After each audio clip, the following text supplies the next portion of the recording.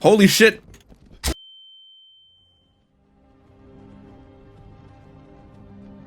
What the hell was in that flashbang? This episode of Ready or Not was brought to you by our local SWAT department. We always have your best interest at heart. Unauthorized use of deadly force? I don't care. Today we're talking about every R6, CSGO, SWAT 4, tryhard's latest obsession, Ready or Not. And if you're wondering if you are ready, no, you ain't. That's what this video is here for, so let's go.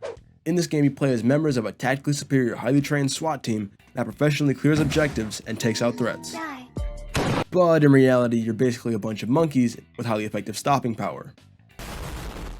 Speaking of the stopping power, in the game you have access to the SR-16, SPR-300, HK-416, M4A1, SA-58, and TAC-700. For submachine guns you have the MPX, UMP-45, and the MP5A2. Nice. In terms of sidearms you have the G19, M9A1, Taser, 57 USG, USP-45, and my personal favorite, the 357 Magnum, which you should always use because this boy hits harder than my drunk dad's belt. Just kidding, he was never around. If you're new, you should also pick yourself up a ballistic shield to go nice with that Magnum. You won't hit anything, but you also won't die, which in my mind is a plus.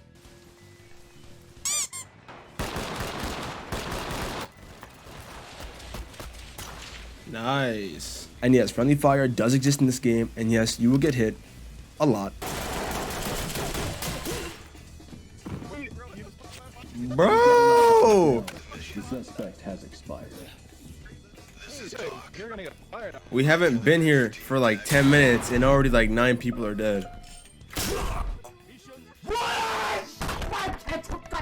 And I don't know if it's just the community or the game servers, but almost everyone on voice sounds like they're in a broken down fighter jet from World War II.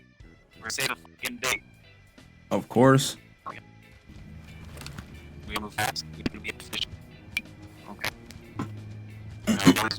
You say I could. Aside from that, the only other downside from this game's beta is the fact that most of the animations don't line up, leading to animations looking like this. Copy that.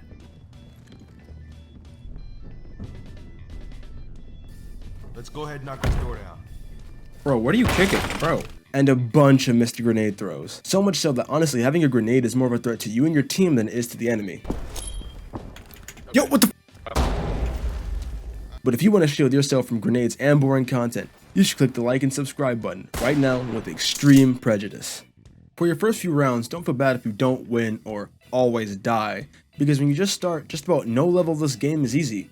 Partially because you're an untrained monkey, again, with a gun, but also because your teammates are, again, a bunch of other untrained monkeys, also with guns. I also advise you master the art of getting the fuck out of dodge, because the amount of damage it takes to kill you in this game is very, very little, but it's all worth it for those moments of sweet, sweet tactical realism, like sweeping a floor with no words or calling out commands on voice that make you sound super tough. You'll probably be surprised how overall kind most of the people playing a game that actively flaunts acts of police brutality can be.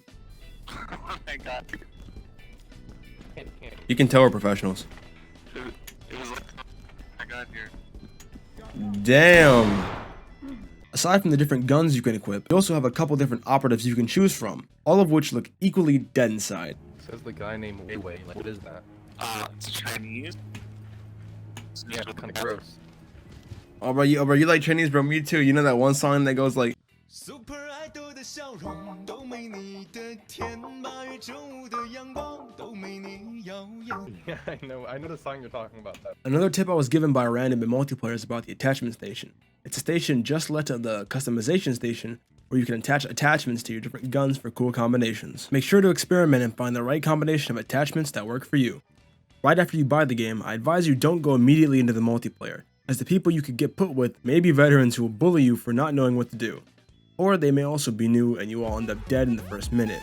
What you should do is go into a simple mission on single player with an AI crew that you can easily control and direct, and do that level or a few levels like that at least 2 or 3 times so you get a good feel for the game and its mechanics. You're still gonna die a couple of times before you get the hang of it though, and never assume you're safe until you are completely out of the level.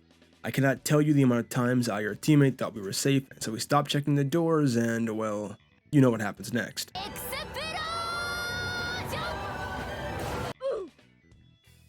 Jumping all the way back to what I said about friendly fire, if you do decide to be the point man with the shield and a magnum for your team in the front, expect to get clipped on the shoulder at least a few times while playing. It most likely will not be fatal, but if it is, hey, at least you did your job right, huh? But you can't do this to me. You know how much I sacrificed?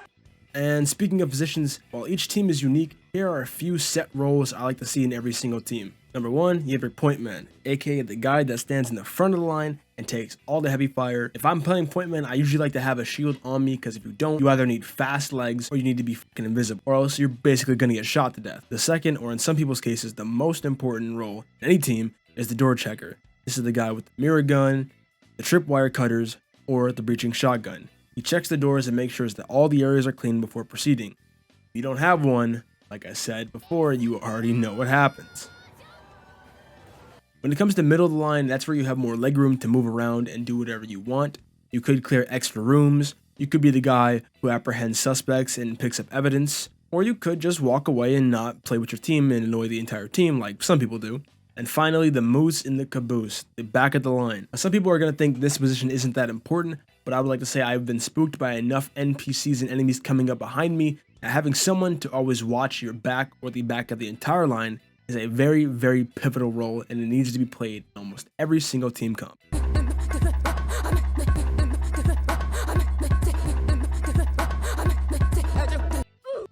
And that's going to do it for this video. If you bought Ready or Not for the holidays, please tell me your favorite weapon in the comments down below. And I'll see you guys next time. Fade out.